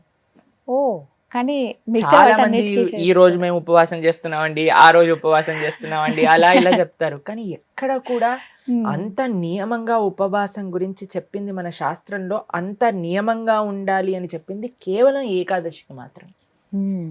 విష్ణువాసరము అని అంటారు. అన్నిటికంటే favourite day of lord Vishnu Ekadashi. Ekadashi వ్రతం వల్ల అసలండి దాని వల్ల వచ్చే ఆధ్యాత్మిక బెనిఫిట్స్ అనేవి మనం చెప్పలేము. ఉపవాసం అంటే ఫస్ట్ అందరూ మేము ఒకసారి ఏకాదశి వ్రతం గురించి చెప్పామండి, ఎలా ఉపవాసం ఉండాలి అన్ని విషయాలు చెప్పాక ఒకళ్ళు హ్యాండ్ రేస్ చేశారనమాట, మాకు ప్రశ్న ఉంది అని. అయితే ఏం ప్రశ్న ఉంది అని అడిగితే, ఏకాదశి రోజు ఏం తినచ్చండి అని ప్రశ్న అడిగారు అనమాట. గంట సేపు నేను లెక్చర్ ఏకాదశి ఉపవాసం ఎందుకు చేయాలి అని చెప్పాక ఏకాదశి రోజు ఏం తినచ్చు అని లెక్చర్ క్వశ్చన్ అడుగుతున్నారనమాట. అయితే ఉపవాసము అంటే ఏంటో ఫస్ట్ అర్థం చేసుకుందాం. ఉప అంటే దగ్గరగా, వాసం అని అంటే ఉండటం, ఉపవాసం అని అంటే భగవంతుడికి దగ్గరగా ఉండటం. ఏ ఉపవాసానికంటే ఇదే నియమం అండి. చాలా మంది ఏం చేస్తారు తెలుసా అండి, మేము ఈరోజు కటిక ఉపవాసం, నీళ్లు కూడా స్వీకరించట్లేదు అని హ్యాపీగా టీవీ ఆన్ చేసుకొని ఇలా బెడ్ పైన పడుకొని ప్రొద్దు నుంచి రాత్రి రాకే ఏ సీరియల్లో ఏ సినిమాలు చూస్తూ ఉంటారు. అయ్యా లేచి గుడికి రండి, నామం లేదు, శరీరంలో ఓపిక లేదు, నిర్జల వ్రతం ఈరోజు. మనం అండి దేన్నైనా సరే ఎంత మెటీరియలిస్టిక్ గా మార్చే శక్తి మానవుడి దగ్గర ఉందండి. శివరాత్రి రోజు జాగరణ చేయండి అంటే లేట్ నైట్ షోలు వాటిలలో సినిమా థియేటర్లో కూర్చొని జాగరణ చేస్తుంటారు. శివుడు పాపం ఏమనుకుంటాడో, ఎంత బాధపడతారో ఇలాంటి వాళ్ళని చూసి ఆశ్చర్యం వేస్తుంది. మనం దేన్నైనా సరే ఎలా పాడు చేయొచ్చో అంత, ఎంత ఫాస్ట్ గా మానవ బ్రెయిన్ పనిచేస్తుందంటే అంత పనిచేస్తుంది. ఉపవాసము అని అంటే ఆ ఉపవాసం చేసే ఏకాదశి రోజు ఏం చెయ్యాలి అని అంటే ఇంకా మరింత కృష్ణ సేవ, ఇంకా మరింత భగవన్నామం పలకటం. హరే కృష్ణ కృష్ణ కృష్ణ హరే హరే, హరే రామ రామ రామ హరే హరే. మరింత నామం చేసుకోవటం, మరింత భాగవత గీత వీటిని శ్రవణం చేయటం, అధ్యయనం చేయటం. ఇది ఉపవాసం, భగవంతుడు దగ్గరగా ఉండటం. మరి ప్రభుజీ ఉపవాసం అంటే తినకుండా ఎందుకు ఉండాలని చెప్తారు? ఇప్పుడు చూడండి, ప్రొద్దు నుంచి లేవంగానే తిండి గోలే కదండి మనకి. Hmm. ఏం టిఫిన్ ఏం చేయాలి, దోశలు వేయటం, ఇడ్లీలు వేయటం, అటు వాయిల్ తీయటం, ఇటు చట్నీ చేయటం, ఇటు సాంబార్ చేయటం, పెట్టేయటం, దాని తర్వాత ఇది అయిపోగానే మళ్ళీ లంచ్కి ఏం కావాలి, భోజనం కోసం కూరగాయలు కట్ చేయటం, వంటలు చేయటం, మళ్ళీ తినగానే నిద్ర వస్తుంది, మధ్యాహ్నం పూట పడుకుంటాం, మళ్ళీ సాయంత్రం కావగానే ఇది అది, దాని తర్వాత మళ్ళీ రాత్రి డిన్నర్ ఏంటి స్విగ్గీ జొమాటో అవి ఇవి, మళ్ళీ కిచెన్ క్లీన్ చేసుకోవడం, తూడ్చుకోవడం, బాసనలు తోముకోవడం, వీటిలలోనే రోజంతా పోతుంది. ఏం చెప్పారంటే, అయ్యా నువ్వు దేవుడికి దగ్గరగా ఉండాలంటే వీటిని కొద్దిగా దూరం పెట్టాలి, పక్కన అప్పుడే పెట్టాలి. సాధ్యం అవుతుంది. తినకపోయామనుకోండి, కొద్దిగా తగ్గించామనుకోండి, మనకి నిద్ర రాదు అంతగా. ప్లస్ ఇంత పెద్ద తతంగం మొత్తం కూడా ఆఫ్ అయిపోతుంది, ఎంత సమయం మిగిలిపోతుంది. మీరు ఒక్కసారి ప్రయత్నించండి, ఒకరోజు వంట తిండి ఈ రెండు ఆపేస్తే అసలు ఆ రోజు ఏంటి ఇంత పెద్దగా ఉంది మనకి అని అనిపిస్తుంది అనమాట. Long day. ఎందుకంటే అంత సమయం మనకు ఉండిపోతుంది. కాబట్టి ఏకాదశి రోజు ఏంటి నియమం, ముఖ్య నియమం ఏంటి అని అంటే, ఎంత వీలైతే అంత భక్తితో ఉండటం, భగవంతుడి యొక్క ఆరాధన చేయటం, ఆలయానికి వెళ్ళడం, వైష్ణవుల సేవ చేసుకోవటం, భగవన్నామాన్ని జపం చేయటం, గీతా భాగవతాలు శ్రవణం చేయటం, సత్సంగంలో ఉండటం, ఇది ఏకాదశి ముఖ్య నియమం. దాని తర్వాత నియమం ఏంటి అని అంటే, ఆహార నియమం పాటించాలి. ఏంటి ఆహార నియమం పాటించాలి అని అంటే, ధాన్యంలో ఏకాదశి రోజు పాప పురుషుడు ఉంటాడు అని చెప్తారనమాట. ధాన్యం అని అంటే రైస్, దాల్, పప్పులు, తర్వాత గోధుమలు, తర్వాత వరి, వీటన్నిటిలో అనమాట. కాబట్టి ఆ రోజు మనం వీటి నుంచి దూరంగా ఉండి మరి ఏం స్వీకరించవచ్చు, పాలు, పండ్లు. తర్వాత మీకు అవి కూడా కాదండి, మరి మాకు ఇంకా శరీరం సహకరించట్లేదు, కొంతమంది ఉంటారు కదండి, బీపీ ఉంటుంది, షుగర్ ఉంటుంది, అటువంటి వాళ్ళు ఏం చేస్తారు అని అంటే, మీకు సగ్గు బియ్యం అని దొరుకుతాయి, లేదా కొర్రలు అని దొరుకుతాయి అనమాట. వాటిని ఇవన్నీ కొన్ని ఏకాదశి రోజు స్వీకరించవచ్చు అని ఎలవ్ చేసినాం అనమాట. కాబట్టి ఇప్పుడు సరే రోజు సాబుదానా సగ్గుబియ్యం ఎలవ్ చేశారంటే, సగ్గుబియ్యం పాయసం, సగ్గుబియ్యం వడలు, సగ్గుబియ్యం ఉప్మా, అన్ని ఒక 10-15 రకాలు చేసుకొని తినమని చెప్పట్లేదండి మేము. ఎవరికైతే వీలుంటుందో ఒక్క రకం చేసుకోండి, వాటిని ఆహారాన్ని స్వీకరించి శరీరం బాగుండేటట్టుగా చూసుకొని భగవంతుడి యొక్క సేవలో పెట్టుకో. కాబట్టి ఏకాదశి ప్రధాన నియమం ఏంటి అని అంటే, భగవంతుడి దగ్గరగా ఉండట. కానీ కొంతమంది కటిక ఉపవాసం అని ఉంటారండి, నీళ్లు మాత్రమే స్వీకరిస్తారు ఆ రోజు. నీళ్లు కూడా స్వీకరించరు, దాన్ని కటిక ఉపవాసం అంటారు, నిర్జల వ్రతము అని అంటారు అనమాట. చెయ్యండి ప్రభుజీ, మేము నిర్జల చేస్తూ బ్రహ్మాండంగా ప్రొద్దు నుంచి రాత్రి దాకా జపం చేసుకునే శక్తి మా దగ్గర ఉంది అని అంటే పర్ఫెక్ట్. లేదండి మాకు ఏదన్నా లోపలికి వెళ్ళండి, మాకు బ్రెయిన్ పనిచేయదు అని అన్న వాళ్ళు పాలు స్వీకరించండి, లేదండి పండ్లు స్వీకరించండి, లేదండి సగ్గుబియ్యంతో కొద్దిగా అంటే అలా ఉండొచ్చా? ఇందాక మీరు అన్నారు కటిక ఉపవాసం కనీసం. చాలా మంది భక్తులు ఉంటారు, మా ఆశ్రమంలో ఎంతో మంది ఉంటారు. మరి మీ విషయం ఏంటి ప్రభుజీ, మీరు ఉండరా అని అంటే, మేము మధ్యాహ్నం వరకు మాత్రం నీరు తీసుకోకుండా, ఏం ఆహారం తీసుకోకుండా ఉపవాసం, మధ్యాహ్నం పూట కొద్దిగా పాలు, కొద్దిగా పండ్లు అలాంటివి స్వీకరిస్తాం అన్నమాట. అలా మేము ఏకాదశి ఉపవాసం చేయడానికి ప్రయత్నం చేస్తాం. వ్రతం, ఏకాదశి వ్రతం అంటే ఏ విధంగా? ఉపవాసమే అనేస్తేనే వ్రతం అంటారు. ప్రతి నెలలో 2 ఏకాదశులు వస్తాయి. అవును, ఆ 2 ఏకాదశులు సంవత్సరం పాటు మొత్తం అన్ని ఏకాదశులు కానీ మనం ఉండగలిగితే, దానికంటే గొప్ప వ్రతం ఇంకొకటి లేదు. ఏం జరుగుతుంది ఏకాదశి వ్రతం చేస్తే? భగవంతుడి యొక్క పూర్తి కృప మన పైన ఉంటుంది. ఏకాదశి భక్తి జనని అని అంటారు. మన మనసులో భగవంతుడి పట్ల ప్రేమ కలుగుతుంది, దానికంటే గొప్ప వరం ఇంకేం కావాలండి? నిజమే కదా. కాబట్టి ఏకాదశి వ్రతం తప్పకుండా చేయాలి. అందరూ కూడా ఆ ఏకాదశి వ్రత మహాత్యాన్ని తెలుసుకోండి, చక్కగా ఏకాదశి వ్రతాన్ని ఆచరించడానికి ప్రయత్నం చేయండి. ఇప్పుడు వైకుంఠ ఏకాదశి చాలా అద్భుతమైన రోజు, మీరు సంకల్పం తీసుకొని ముందుకెళ్ళడానికి. చాలా మంది మమ్మల్ని అడుగుతుంటారు, రోజు మా ఇంట్లో ఎవరో వెళ్ళిపోయారు, లేదా మాకు మైల్ ఉంది, అశౌచం ఉంది, మీరు ఎలా ఉన్నా ఏం జరుగుతున్నా ఏకాదశి మాత్రం పాటించవచ్చు, దాంట్లో ఏం ప్రాబ్లం. ఆ రోజు ఖచ్చితంగా ఇవి వింటే బాగుంటుంది, ఇవి పఠిస్తే బాగుంటుంది. భాగవతం వినాలి, భాగవతం చదువుకోవాలి, భగవన్నామం జపం చేయాలి, కీర్తన చేసుకోవాలి, ఆలయానికి వెళ్ళాలి, కృష్ణుడికి తులసితో అర్చన చేయాలి. ఇవన్నీ ఏకాదశికి చాలా మంచి. ఆ రోజున ప్రత్యేకించి ఉత్తర ద్వార దర్శనం ఉంటుంది. అవును, వైకుంఠ ద్వార దర్శనము అని అంటారు. అన్ని ఆలయాలలో మనకి కలుగుతుంది. చక్కగా దర్శనం చేసుకొని, వైకుంఠ ఏకాదశి కాదండి, అన్ని ఏకాదశులకి ఇవే నియమాలు. భగవద్ ఆరాధన, భగవన్నామ జపం, భాగవత స్మరణ, ఇవే అన్ని ఏకాదశి. కాబట్టి తప్పకుండా ప్రతి ప్రతి ఒక్కళ్ళు చేయాల్సిన వ్రతం ఏకాదశి వ్రతం. ఎవరైనా ఆచరించవచ్చు, ఏ వయసు వాళ్ళైనా కూడా చేయొచ్చు, చేయదగింది అని అంటే కనుక. ఎస్, చేయగలమన్న ఓపిక ఉండాలి, ఆ ఆసక్తి అన్న ఇష్టం ఉంటే ఖచ్చితంగా ఎవరైనా పాటించవచ్చు అంటారు. ప్రభుజీ, న్యూ ఇయర్ వచ్చేస్తోంది, రిజల్యూషన్స్ తో చాలా మంది సిద్ధంగా ఉన్నారు. కానీ మీరేం చెప్తారు? న్యూ ఇయర్ ఎలా సెలబ్రేట్ చేసుకోవాలి? న్యూ ఇయర్ నుంచి నెక్స్ట్ న్యూ ఇయర్ దాకా ఎలా ఉండాలి? మేము ఎలాంటి నియమాలు ప్రత్యేకించి ఎలాంటివి ఆచరిస్తే మంచిది? కొత్త సంవత్సరంలో మేము ఎలా ఉండాలి మీ మాటల్లో? మా వరకు వస్తే మాకు న్యూ ఇయర్ కి ఇంకొద్దిగా సమయం ఉంది. మాకు అవునా? ఉగాది నుంచి న్యూ ఇయర్. కానీ చాలా మంది చేస్తున్నారు న్యూ ఇయర్, కాబట్టి మీ అందరికీ హ్యాపీ న్యూ ఇయర్. న్యూ కొత్తదనం. ఒకసారి ఈ యొక్క శబ్దం గురించి మనం ఆలోచిస్తే, ఒక మార్పు మన జీవితంలో వచ్చే ఏ రోజైనా సరే మనకి న్యూ ఇయరే అండి. ఈ రోజు నేను నాకుండే ఈ చెడు అలవాటుని నేను మానుకుంటాను, రేపటి నుంచి నేను ఒక మంచి వ్యక్తిగా ఉండడానికి ప్రయత్నిస్తాను అని అంటే ఆ రోజు న్యూ ఇయరే మనకి.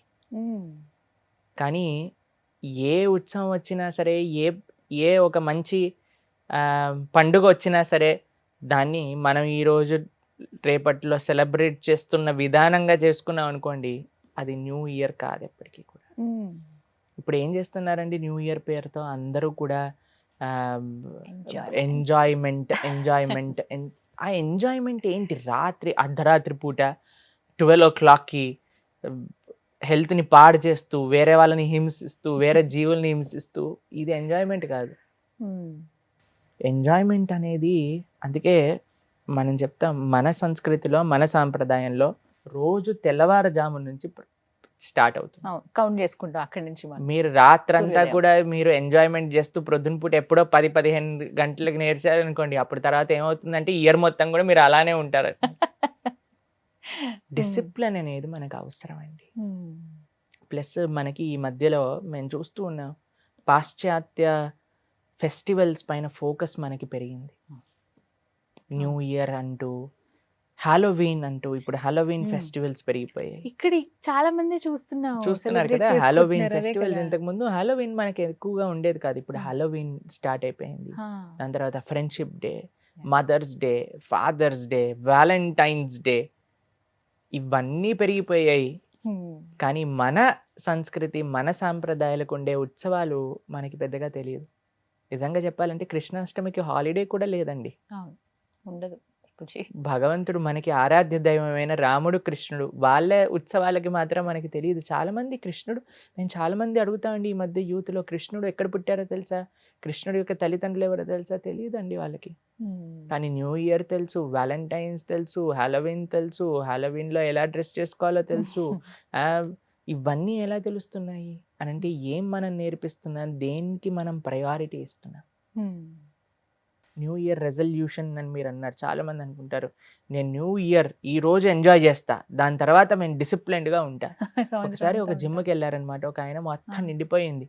అయితే ఏంటబ్బా ఇంతమంది ఉన్నారు ఏంటి అయ్యా, జిమ్లో ఎక్సర్సైజ్ చేయడానికి ప్లేస్ లేదు అని అంటే, అయ్యా మీరు 1 జనవరికి వచ్చారు, మీరు 10th జనవరికి రండి, అప్పుడు ఖాళీ అయిపోతుంది అని అన్నారనమాట. ఎందుకంటే ఇప్పుడే వీళ్ళందరూ న్యూ ఇయర్ రెజల్యూషన్లు తీసుకున్నారు, 10 రోజులలో వాళ్ళ ఎంతూజియాజం అంతా పట్టు అయిపోతుంది, దాని తర్వాత మీరు బ్రహ్మాండంగా రండి అని. కానీ నిజం ప్రభుజీ, చాలా మంది, ఈవెన్ నేను కూడా అందులో ఉంటానేమో, ముందు ఆరంభ శూరత్వం అంటారు కదా, ఫస్ట్ ఉంటుంది ఎలా అయినా చేసేయాలి, మనం చేద్దాము డెఫినెట్ గానీ, తర్వాత అలా నీరు గారిపోతుంది.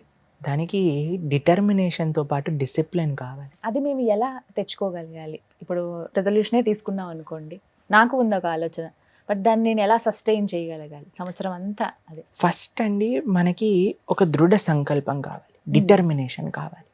నేను ఈ పని చెయ్యాల్సిందే, ఎందుకు నాకు ఈ పని మంచిది. ఈ ప్రపంచంలో అండి అందరికంటే కన్విన్స్ చేయటం డిఫికల్ట్ ఎవరో తెలుసా? మన మనసు. మన మనసుకి మాత్రం మనం కన్విన్స్ చేయగలిగితే ఇది నాకు కావాలి, నిజం ప్రభుజీ, అదైతే ఇది నేను చెయ్యాలి అని అనుకుని మన మనసుకి కానీ మనం చెప్పగలిగితే, దానికంటే అది ఒక్కసారి కన్విన్స్ అయిపోయింది అనుకోండి, ఇంకెవరు మనల్ని ఆపలేరు. కానీ ఎలా కన్విన్స్ చేయాలి, ఎలా మనకి ఆ డిటర్మినేషన్ ఉండాలి అనే దానికి కొన్ని ప్రాక్టికల్ విషయాలు చెప్తానండి. ఎప్పుడు ఒంటరిగా సంకల్పాలు తీసుకోకండి, ఒక ఫ్రెండ్తో తీసుకోండి. ఒక Okay. పార్ట్నర్ తో తీసుకోండి. Hmm. ఇప్పుడు మనం మర్చిపోతే ఆయన గుర్తు చేస్తారు, గుర్తు ఆయన మర్చిపోతే మనం గుర్తు చేస్తాం. Hmm. కాబట్టి మేము కూడా ఆశ్రమంలో ప్రొద్దునపూట ఎప్పుడైనా మాకు సేవ్ ఉండి ప్రొద్దునపూట లేవాలి 2 గంటలకి 3 గంటలకి అన్నప్పుడు మేము ఏం చేస్తాం, అలారం పెడతాం. Ah. అలారంతో పాటు ఇంకొకరికి చెప్పి పెడతాం అనమాట. ఎందుకంటే మన మనసు ఏముందండి, ఇలా బటన్ నొక్కేసరికి అది అలారం ఆగిపోతుంది, స్నూజ్ అని నొక్కంగానే అది టైం అయిపోతుంది. ఈజీగా. మన మనస్సు కంటే మనం డిపెండ్ అయ్యేది ఇంకొక పర్సన్. కాబట్టి మా ఫ్రెండ్స్ కి ఎప్పుడైనా చెప్తాం, మేము ఆశ్రమంలో అలాంటి పర్సన్ ఉండేవాళ్ళు. ని కూడా వెతుక్కోవాలి. అందుకే సత్సంగం ముఖ్యం. అందుకే మేము చెప్పేది డిసిప్లిన్డ్ నిజమే. పీపుల్ తో ఉంటేనే డిసిప్లిన్ వస్తుంది. Hmm. చాలా మంది ఏమనుకుంటారు, మేము డిసిప్లిన్డ్ గా ఉంటామండి కానీ మాతో ఉండే వాళ్ళు డిసిప్లిన్డ్ గా లేరు అన్నప్పుడు మనం ఎప్పటికీ ఈ డిసిప్లిన్ complaints రాదు మనకి. Hmm. అందుకే లైక్ మైండెడ్ ఫ్రెండ్షిప్ Yes. అనేది మేము ఫస్ట్ నుంచి సత్సంగం యొక్క మహాత్యం ఎందుకు చెప్తున్నాం అంటే ఇందుకోసం. మనం తప్పు దారి పట్టినా సరే ఎవరో ఒకళ్ళు మనం లాగి తీసుకొస్తారు మన దగ్గర. Hmm. అలాంటి వాళ్ళు దొరకడం చాలా అదృష్టం ప్రభుజీ. చాలా అదృష్టం. అలాంటి వాళ్ళ కోసం మనం ఎతకాలి జీవితాల్లో. వాళ్ళని ఎప్పుడు కూడా మన జీవితంలో నుంచి దూరం పెట్టకూడదు. సో ఏదైనా రెజల్యూషన్ తీసుకుంటే ఫ్రెండ్ తో కలిసి ఒక- తీసుకోవాలంట. ఫ్రెండ్స్ తో కలిసి తీసుకోండి. అందరూ ఒక గ్రూప్ గా, ఇప్పుడు చెత్త పనులు చేయడానికి అన్నిటికీ గ్రూప్ ఫార్మ్ చేస్తారు కదా, అలానే మంచి పనులు చేయడానికి కూడా ఒక గ్రూప్ ఫార్మ్ చేయండి. కాబట్టి వాళ్ళతో పాటు చేయండి, అప్పుడు it will become more easy అన్నమాట. గుర్తు చేస్తూ ఉంటారు. కాబట్టి న్యూ ఇయర్ వస్తుంది. మా యొక్క ప్రార్థన మీ అందరికీ ఏంటి అని అంటే, ఎలా ఉండాలో బాధ్యతగా ఉండటం నేర్చుకోండి. Life is not just about enjoyment. ఒక ఇయర్ వెళ్ళిపోయింది అని అంటే ఒక్కసారి వెనకాల తిరిగి పరిశీలన చేసుకోండి. ఒక 1 ఇయర్లో నేను సాధించింది ఏంటి, నేను ఏ విధంగా ముందుకెళ్ళగలిగాను జీవితంలో, ఏం తప్పులు చేశాను, ఏం చెయ్యకుండా ఉంటాను నెక్స్ట్ ఇయర్ అని పరిశీలన చేసుకొని, ఈ ఇయర్ ఎండ్ అవ్వక ముందే ఒక పుస్తకం, ఒక పెన్ను మీ దగ్గర పెట్టుకొని ఒక అనాలిసిస్ చేయండి. లాస్ట్ ఇయర్లో నేను చేసినవి ఏంటి, నేను చేసిన మంచి ఏంటి, నేను చేసిన తప్పులు ఏంటి. కేవలం తప్పులు చూసుకోండి అని చెప్పట్లేదండి, మంచి మీరు చేసింది ఏదన్నా ఉంటే దాన్ని కూడా చూసుకోండి. చెడుని ఎలా నేను మార్చుకొని మంచి వ్యక్తిగా మారాలి అని ఆలోచించండి. నేను చేసిన మంచిని ఎలా రెట్టింపు చేయాలి అని కూడా ఆలోచించుకోండి. మనకే తెలుస్తుంది. కాబట్టి ప్రణవానంద ప్రభు న్యూ ఇయర్కి అగెయిన్స్టా అంటే కాదండి. న్యూ ఇయర్ ఎలా చేసుకోవాలి, ఎందుకు చేసుకోవాలి, ఎలా మనం ఒక బెటర్ హ్యూమన్ బీయింగ్ అయ్యేటట్టుగా మీ జీవితంలో మీకు న్యూ ఇయర్ హెల్ప్ అవుతుంది అని అంటే I'm very happy about it. నేను ప్రభు మరి మీరు ఎలా సెలబ్రేట్ చేస్తారు న్యూ నాకు ఇయర్ అని అంటే, సందేహం హాయిగా పడుకుంటాను నేను ఆ సమయానికి. ఎందుకంటే మేము ప్రొద్దున పూట 3:30కి లేవాలి కాబట్టి. కాబట్టి మీ అందరికీ కూడా మా పర్సనల్ ఒపీనియన్, ఉగాది, సంక్రాంతి, మన పండుగల్ని మనం బాగా చేసుకోవడానికి ప్రయత్నం చేద్దాం. సమాజంలో ఉంటున్నాం, అందరికీ న్యూ ఇయర్ అంటే క్రేజ్ ఉంది కాబట్టి చేసుకోండి. కానీ హింసతో కూడుకున్నది, మన శరీరాన్ని కానీ వేరే వాళ్ళని కానీ బాధ పెట్టే విధంగా చేసుకోకూడదు. బాధ్యతగా సక్రమంగా చేసుకోండి. మళ్ళీ ఒకళ్ళు ఒక న్యూ ఇయర్ పార్టీకి పిలిచారనమాట. అయితే అన్న ఏం చేస్తారు మీరు ఆ న్యూ ఇయర్ రోజు అని అంటే, ఏం చేస్తాం ప్రభుజీ, రాత్రంతా కీర్తన చేసుకుంటాం అని అన్నారనమాట. అయితే నేనైతే వెళ్ళలేదండి, తర్వాత వీడియో చూస్తాను అనమాట. వాళ్ళు ఏం చేశారనంటే బ్యూటిఫుల్ కీర్తన అరేంజ్ చేశారనమాట. మొత్తం దీపాలు వెలిగించి రాధాకృష్ణ యొక్క విగ్రహం పెట్టి hundreds of people are singing whole night kirtan. దాని తర్వాత నృత్యం, చక్కగా భగవత్ ప్రసాదం. మాకు అనిపించింది ఎప్పుడైనా న్యూ ఇయర్ పార్టీకి వెళ్తే ఇలాంటి పార్టీకి వెళ్తాను నేను అని. కాబట్టి సాత్వికంగా, ధార్మికంగా దేన్ని చేసుకున్నా పర్వాలేదు. ఆ విధంగా సెలబ్రేట్ చేసుకోమంటారు. మీ అందరికీ వెరీ వెరీ హ్యాపీ. హ్యాపీ అని అంటే మీరు బాగుండాలి, మీరుతో పాటు 10 మందిని మంచి మార్గంలో తీసుకెళ్లే విధంగా భగవద్ అనుగ్రహంతో ధర్మ మార్గంలో నడిచే ఒక శక్తి సంకల్పం మీకు భగవంతుడు ఇచ్చే విధంగా వచ్చే ఏడాది ఉండాలి అని ప్రార్థన చేస్తూ a very happy new year to all of you. Hare thank you Krishna. So much Prabhuji. నాకైతే ఈ ఇయర్ అంటే మీరు ఇందాక అన్నారు కదా, మంచి ఏంటి చెడు ఏంటి చూసుకోండి, ఏమేం చేశారని. అందులో ఖచ్చితంగా మన ఇంటర్వ్యూస్ అయితే ఉంటాయి. ఒక మంచి పని నేను చేశాను అని చెప్పి అది అదృష్టంగానే భావిస్తాను ఖచ్చితంగా. Thank you so much. చాలా హ్యాపీ సంతోషం న్యూ అండి. ఇయర్. హరే కృష్ణ.